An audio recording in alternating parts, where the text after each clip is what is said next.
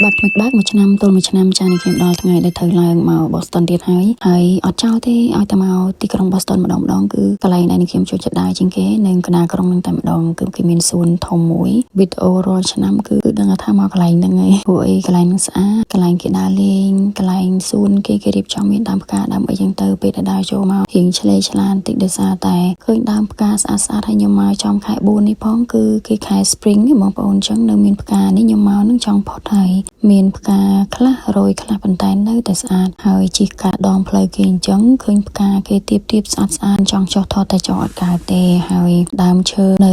ខាងសហរដ្ឋអាមេរិកនេះគេបែងចែកគ្នាដាច់រដូវដែលមានផ្កាគឺផ្កាឡើងសោះចឹងតែអត់មានស្លឹកមកលាយឡំទេហើយនៅពេលដែលផ្កាហើយគឺចាប់ផ្ដើមលាស់ស្លឹកហើយអញ្ចឹងទស្សនវិជ្ជាដែលយើងមើលទៅដើមផ្កាមួយគឺថាផ្កាស្អាតខ្លាំងមែនតើប៉ុន្តែសម្រាប់ដែលគាត់នៅនេះផ្ទាល់តែម្ដងក៏ពិបាករស់នៅដែរដោយសារតែខែផ្កាម្ដងស្អាតមែនប៉ុន្តែលំអងផ្កាទាំងអស់ហ្នឹងធ្វើឲ្យមនុស្សអាឡែកស៊ីច្រើនធ្វើឲ្យគាត់ឈឺមានអារម្មណ៍ថាដូចផ្ដាសាយអញ្ចឹងហើយក៏មានអាការៈដូចគ្រុនដូចអីចឹងដែរសម្រាប់តែមកដើរលេងម្ដងម្កាលអញ្ចេះឃើញចេះតែស្អាតចេះតែសប្បាយតែបើសិនបើអ្នកដែលរស់នៅជាចិនត្រៃហ្មងគឺថាខែផ្កាមិនងាយស្រួលបងប្អូនម្នាក់សឹងថាមិនចេញពីផ្ទះណាពួកអីត្រូវលំអងផ្កាហុយចូលភ្នែកហុយចូលច្រមុះចឹងទៅវាធ្វើឲ្យមនុស្សអាឡែកស៊ីមិនងាយស្រួលទេពេលដែលអាឡែកស៊ីដោយសារលំអងផ្កាម្ដងពួកគាត់អត់ងាយស្រួលទេអ្នកខ្លះទៅក៏ហៅមកអ្នកខ្លះក៏គ្រុនក្តៅដូចយើងគ្រុនផ្ដាសាយគ្រុនអីអញ្ចឹងពួកអីផ្កានៅស្រុកគេនេះគឺមានលំអងច្រើនអញ្ចឹងហើយបានដើមផ្កាដើមឈើគេមួយគឺសុទ្ធតែផ្កាឡើងស្ញិះឡើងញុកពេញដើមត្មងដោយសារតែលំអងផ្កាច្រើនមែនទែនហើយតែមានខ្យល់បក់មកយ៉ាងខ្លាំងតិចហ្នឹងគឺថាលំអងផ្កាហ្នឹងហោះឲ្យពេញតែមេឃពេញតែអីចឹងទៅអញ្ចឹងហើយបានមនុស្សអាឡែកស៊ីច្រើនគឺខែ Spring របស់គេអញ្ចឹងទៅឃើញធម្មជាតិស្រស់បំព្រងហើយព្រះអាទិត្យក៏រះបានយូរ